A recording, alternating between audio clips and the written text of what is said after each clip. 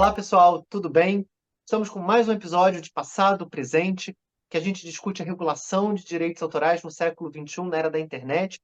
E hoje com uma pessoa muito querida, Daniela Colla, especialista em direitos autorais e cantora, mas eu vou deixar a Dani se apresentar. Dani, muito obrigado pela sua participação aqui no nosso programa. Oi, Sérgio, obrigada a você pelo convite. É sempre um prazer participar desses debates que o ITS promove. Bom, como você mesmo disse, eu sou advogada, sou especialista em propriedade intelectual, trabalho com direitos autorais há quase 20 anos. Também sou especialista em direito eletrônico e sou cantora e compositora. Por isso, inclusive, que a gente achou que era a melhor pessoa para fazer parte da nossa série de entrevistas, uma pessoa que divide a sua atenção entre ser advogada e trabalhar com direitos autorais e ser cantora. Ou seja, a Dani conhece tudo do mercado fonográfico, do mercado da música, e acho, Dani, que a gente pode, inclusive, começar explicando para quem está vendo esse vídeo como é que funciona o mercado da música. Porque existe, antes da gente falar sobre projeto de lei, reforma de direitos autorais, acho que é necessário dar essa informação extra. Como é que funciona o mercado da música no que diz respeito à execução pública? Todo mundo ouve falar de ECAD, de recolhimento pelo ECAD. Explica para a gente um pouquinho como é que isso funciona na prática. O mercado da música, ele se divide, em primeiro lugar, em dois tipos de música: a música gravada e a música ao vivo, né? Então, falando um pouco sobre a execução pública, é uma das modalidades de direitos, né, que estão previstos, além do direito de reprodução, do direito de distribuição. O ECAD é uma entidade constituída por várias sociedades de gestão coletiva que detêm o monopólio legal para fazer a arrecadação e a distribuição dos direitos de execução pública, né? Então, o que acontece? Os autores, não só os autores, mas os produtores fonográficos, os intérpretes e os músicos, eles podem se associar a essas sociedades de gestão coletiva, que são várias no Brasil, e, por meio dessa associação, o ECAD se torna um mandatário para administrar, arrecadar e distribuir esses direitos de execução pública, né? Isso foi uma demanda dos compositores durante um determinado momento em que era muito difícil fazer essa arrecadação individual, né? Então, o ECAD surgiu de uma demanda realmente dos compositores, foi criado e desempenha esse papel, deixando claro que com a primeira alteração que a gente teve, a Lei 9.610 de 98, a gente teve a possibilidade de que os titulares, os autores e titulares, possam fazer a gestão individual dos seus direitos, desde que comuniquem previamente ao ECAD essa opção. Perfeito. A gestão coletiva é uma coisa que, inclusive, existe no Brasil há décadas, né? Há um século, mais ou menos, né? O ECAD foi criado na primeira Lei Brasileira de Direitos Autorais, dos anos 70. Sua existência foi confirmada na Lei de 98. E como eu estava falando, né, o artista pode se associar a uma das associações que compõem o ECAD, aí o ECAD passa a gerir, né, esses direitos do artista, porque imagina, né, um país tamanho do Brasil, né, o Brasil é enorme. Como é que um artista sozinho vai saber se sua música foi tocada na rádio de um outro estado, numa casa noturna, num restaurante, né, se na própria cidade já é difícil ter esse controle, né, imagina em outros lugares. Então, o ECAD cumpre com esse papel de fazer a arrecadação do que é usado, né, das músicas que são usadas em execução pública e fazer essa distribuição. Porém, era o que você estava falando, o artista pode fazer isso sozinho também, mas é difícil, né, Dani, conseguir fazer sem se valer da infraestrutura do ECAD, né? Você conhece gente que faz a arrecadação sem o ECAD? Porque eu acho que é difícil para a pessoa conseguir. Eu, particularmente, não conheço ninguém que faça a gestão individual. É um caminho muito difícil, muito complexo, né? Porque você chegar até todas essas fontes pagadoras não é fácil, né? E como o ECAD ele celebra convênios, né, e dispositivos de acordos com várias fontes pagadoras, se torna mais fácil fazer essa arrecadação, além do que o poder de negociação né, de uma entidade coletiva é muito maior do que de uma pessoa individualmente considerada, né? Então, é mais fácil você ter essa arrecadação e essa distribuição por meio de uma entidade de gestão coletiva do que você sozinho buscar esse caminho, principalmente diante desse cenário digital, né, que é um cenário muito mais complexo do que o mundo analógico. Exatamente. Aliás, a gente vai falar sobre o cenário digital agora, mas o ECAD teve que se adaptar, né, ao longo dos últimos 20 anos, porque a execução pública numa era pré-internet era show ou, né, uma casa noturna, uma boate, alguma coisa assim, restaurante. E hoje em dia existem muitos outros lugares que, né, inclusive na internet, que se considera execução pública, né? Isso é uma discussão, inclusive, que foi levada já ao Poder Judiciário brasileiro, né? Mas tem se entendido que músicas tocadas em aplicativo, por exemplo, gerariam, né, o dever de pagar ao ECAD. E nessa transição também, né, como você mencionou, em 2013, nós tivemos a única alteração importante da Lei de Direitos Autorais, né, desde que ela foi criada em 98, que foi justamente para colocar novas regras, né, sobre a forma como o ECAD age. Então, já havia essa previsão de gestão coletiva, com dispositivos no número menor, mas foram inseridos muitos dispositivos para dar mais clareza, mais transparência, né, à atuação do ECAD. Como é que você vê hoje, Dani, a atuação do ECAD nas plataformas digitais, né? Como é que elas se conectam? Como é que o ECAD se conecta às plataformas digitais? De onde ele recolhe? Por que meios? É por meio de acordo? Como é que isso é feito, dessa relação entre ECAD e plataformas como, por exemplo, o YouTube? Eu acho que assim, esse marco, né, de considerar a internet como um local de frequência coletiva, né, mudou e melhorou, né, o cenário para os compositores, porque assim, para os compositores e para os titulares, né, para outros titulares de direitos, né, eu acho sempre importante a gente comentar isso, Sérgio, que historicamente a gente sempre teve muitos intermediários, né, antes que as remunerações chegassem aos seus destinatários. E ainda o que se observa é que muitos elos da produção dessa cadeia produtiva são aqueles que ainda são remunerados de forma muito incipiente. No cenário digital, a gente precisa ter um volume muito grande, muito significativo de plays, para que realmente essa remuneração seja minimamente digna, né? Então, essa conquista, no meu olhar, né, de você ter a execução pública também nos ambientes digitais, é algo que veio, de alguma forma, trazer um pouco mais de alento para esses autores e para esses titulares de direitos. O ECAD ele firma acordos com algumas plataformas, né? Ele tem regulamentos de arrecadação e de distribuição que prevêem como se dá a operacionalização do recebimento desses direitos que são chamados de serviços digitais nos regulamentos do ECAD, e a partir desses tipos de acordos e convênios, enfim, que ele celebra, é que as plataformas fazem esse pagamento para que depois seja repassado no final da curva de remuneração para os autores e titulares. Perfeito. E agora, Dani, a gente está diante de um projeto de lei, né, que é o 2370, que pensa novas regras para a utilização de música em ambiente digital e também obras audiovisuais, né, em ambiente digital.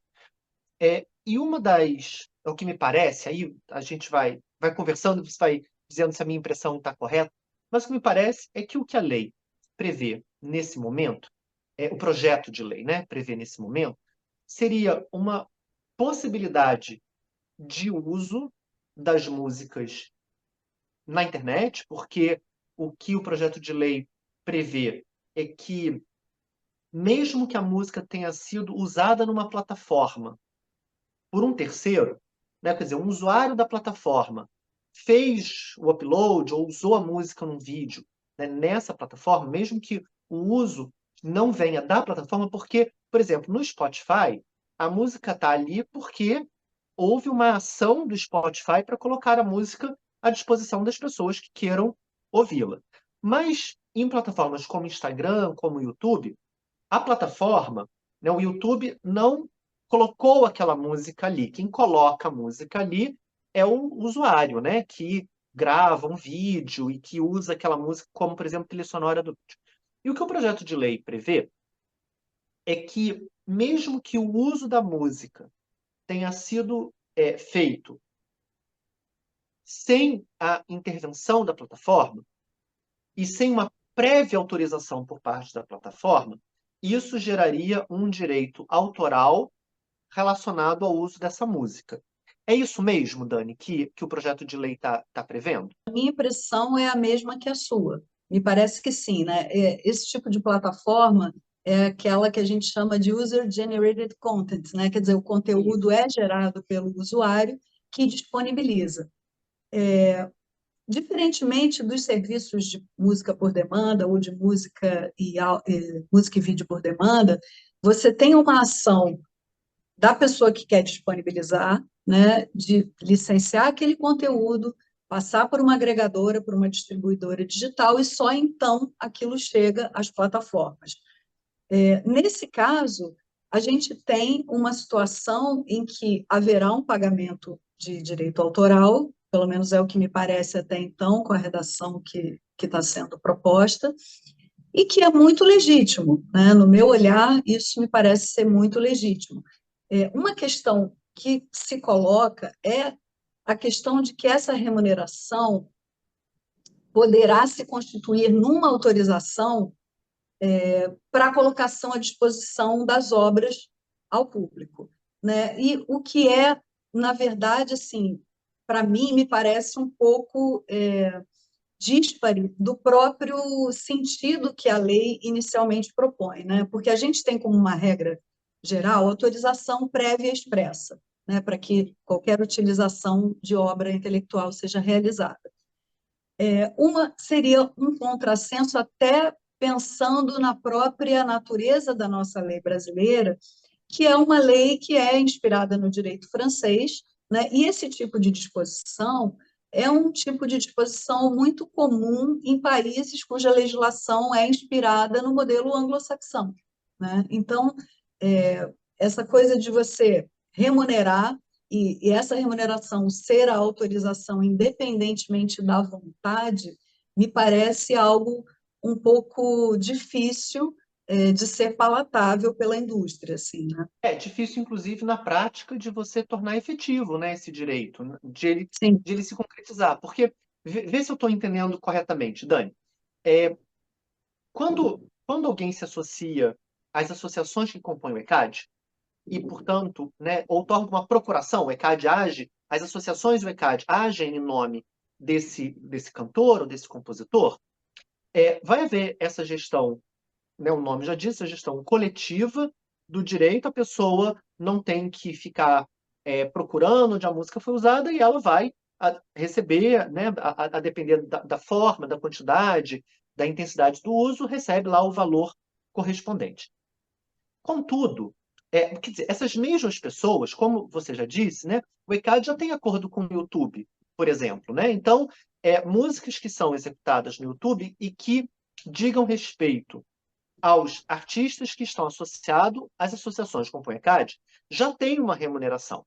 Mas também falávamos antes que quem, quem quer fazer a gestão individual pode, mas é muito difícil, né? Você pode agir individualmente, tanto que você mesmo falou, olha, não, né, você sendo artista falou, não conheço ninguém, porque, de fato, é muito difícil alguém querer fazer a gestão individual. Só que o que me parece, e é aqui que chega a minha pergunta, o que o projeto de lei propõe é que se pessoas, vamos chamar de artistas amadores, pessoas que estão cantando, compondo suas músicas e cantando de uma maneira absolutamente amadora, elas não fazem parte do sistema do ECAD. Essas músicas estarão disponíveis em determinadas plataformas, E isso vai gerar o direito a uma remuneração. Só que como é que essa remuneração poderá ser feita, né? Seria equivalente a uma gestão individual dos direitos. Então, as pessoas podem fazer duas coisas. Ou simplesmente abrir mão, né? Quer dizer, bom, eu não vou procurar essa remuneração porque não me interessa, eu faço aqui porque eu sou um amador, ou ela vai querer fazer essa gestão individual e ela vai ter dificuldade. Só que para a plataforma gera também uma dificuldade adicional, porque esse valor é devido. O que que a plataforma faz? Ela vai ter que guardar esse dinheiro para que, eventualmente, se alguém for reclamar individualmente, esse valor seja pago. Gera um sistema que dá um direito a uma remuneração, né?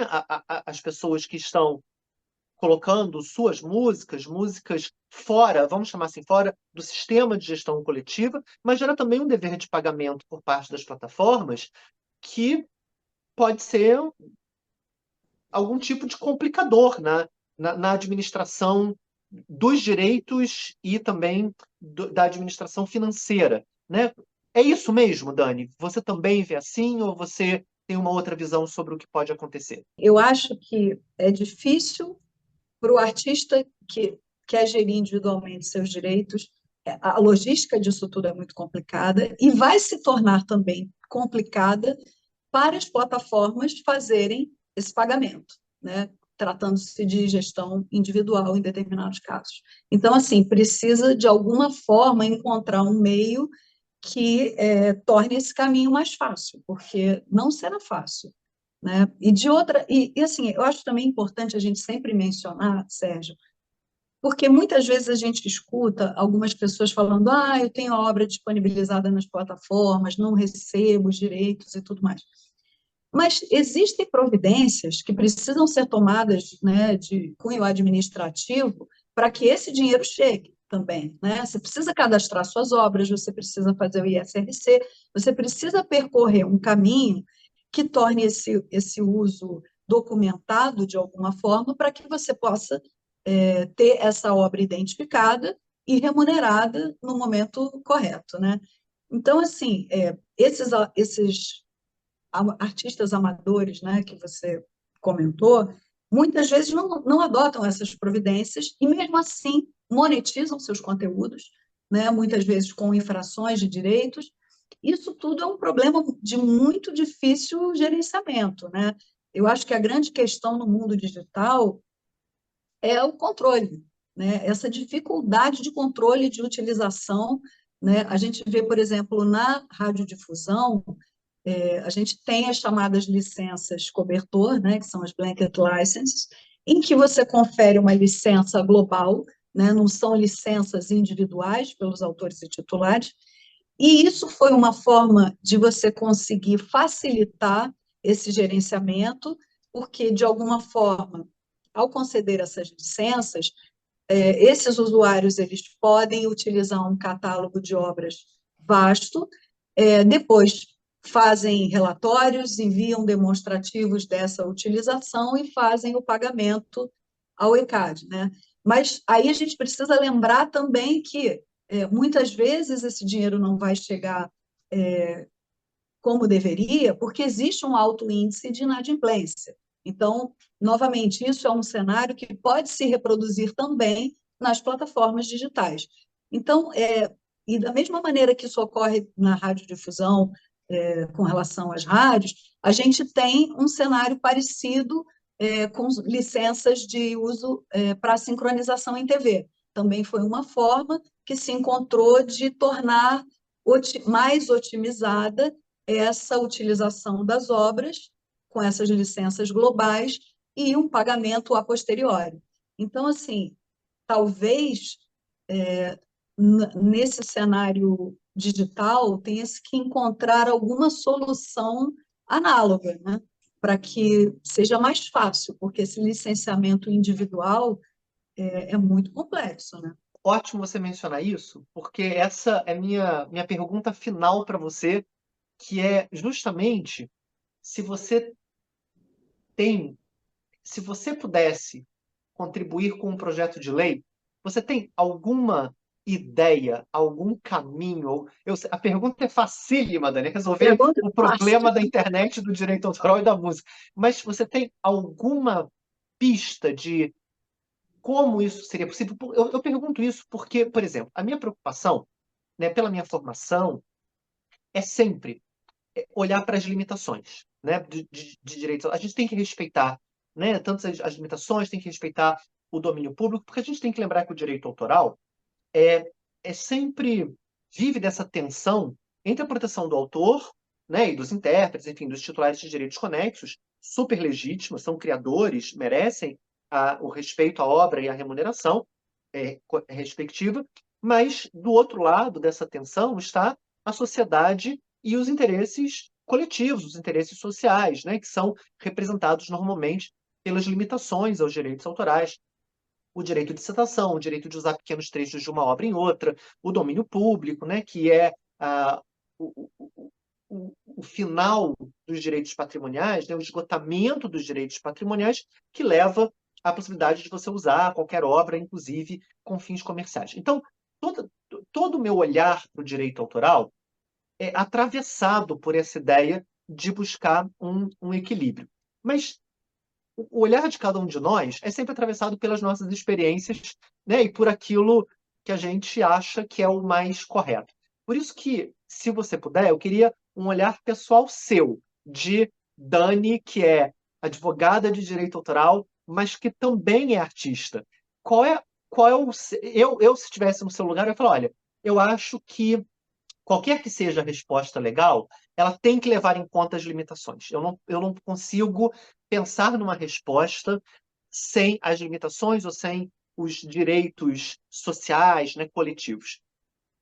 Qual é o seu olhar sobre isso? O que você acha que tem que ser levado em conta na hora de nós trabalharmos um projeto de lei? A gente está evitando aqui discutir dispositivo, né, Dani? Porque a gente sabe que projetos de lei mudam, uma hora ele vai para o Congresso, vai vir outra redação, e aí, se a gente discute dispositivo, a gente perde a oportunidade de discutir princípios e discutir caminhos. Então, é isso que eu queria ouvir de você. Qual é o caminho? Qual é o seu olhar sobre isso e o que tem que ser levado em conta na hora da gente regular o uso de músicas na internet? É isso que você mencionou, né? Essa tensão que existe entre, né, os direitos autorais e conexos e o direito de acesso à cultura da sociedade e tudo mais, é, é, um, é, um, é uma equação muito difícil de equilibrar, né, na realidade. O que eu vejo muito, Sérgio, é assim, a precarização do trabalho artístico, né? De um lado, e isso é um pouco histórico mesmo, né? A gente vê os criadores, e aí eu estou falando dos criadores mesmo, não estou falando de titulares, que são os responsáveis por toda essa cadeia produtiva, sendo remunerados de uma forma muitas vezes indigna, né? Que em muitos casos ameaça a própria sobrevivência. Esse labor, né, de criador, como uma profissão realmente, em muitos casos eu vejo isso a médio e longo prazo ameaçado realmente, né? Porque você vê os compositores profissionais, e aí eu estou falando daqueles que só compõem e não fazem show, para que eles possam realmente viver da sua arte, do seu trabalho exclusivamente, tem que haver um volume muito grande de plays, tem que haver uma coisa assim realmente muito consistente para que eles possam sobreviver da sua arte. Aqueles cantautores, né, que são os autores que fazem show, que também gravam seus álbuns e tudo mais, têm outras fontes de renda. Mas o que eu vejo muito, né, no meio sendo discutido e comentado será que, a médio prazo, a gente vai continuar tendo compositores profissionais, realmente, aqueles que fazem o seu labor e vivem exclusivamente dele? Talvez não. Talvez a arte tenha um viés um pouco mais de hobby, é, de, de uma profissão secundária. Se esse cenário não se modificar, né, e realmente não houver uma remuneração digna, consistente, eu acho difícil, né? E, enfim, eu acho que uma modernização da lei de direitos autorais é necessária, e isso vem sendo discutido desde antes dos anos 2000, né? Houve várias rodadas de debates públicos sobre uma possível modernização e atualização da lei, e não se chegou, infelizmente, a uma proposta que fosse atender a todos os segmentos envolvidos nisso, porque, na realidade, existe um impacto cultural quando você tem qualquer tipo de modificação, de atualização da lei, né? E o impacto é não só para os criadores, né, mas para os consumidores também, e essa equação é muito difícil de você conseguir equilibrar de forma satisfatória para todo mundo. Satisfatória para todo mundo vai ser impossível. Vai Sempre ser. vai ter um elo da cadeia que vai se sentir menos atendido em suas demandas e tudo mais. Mas eu acho que essa remuneração autoral, né, nesse cenário digital, ela é importantíssima, é legítima. Não consigo responder a tua pergunta assim, né, de uma forma objetiva, porque tem muitas questões na atualização da lei que ainda precisam ser resolvidas. Você mencionou pequenos trechos. Isso é uma situação que precisa, né, de alguma forma, ter um parâmetro para que as pessoas possam ter um balizamento. Né? A gente tem algumas lendas, né? Se eu usar 30 segundos, não está escrito em lugar nenhum, isso não está Então, regulamentado em lugar nenhum, assim como também as questões relacionadas a plágio. Né? Ainda a gente escuta aquela lenda dos 8 compassos, isso também não está escrito em lugar nenhum.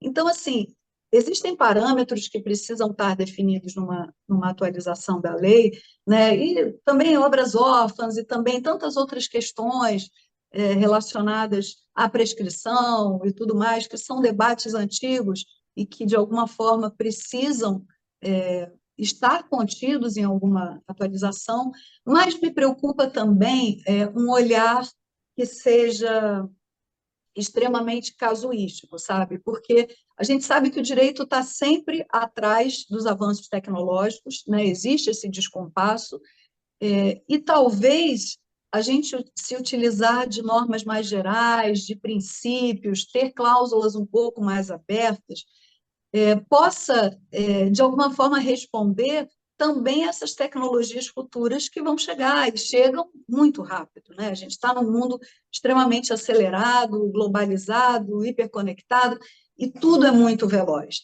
Né? Então, se cada vez que surgir uma tecnologia a gente tiver que atualizar a lei, vai ser complicado. Né? Então, a solução ela envolve muitas variáveis, né? A gente precisaria se debruçar realmente num estudo aprofundado para tentar, de alguma maneira, chegar a alternativas que sejam viáveis, né?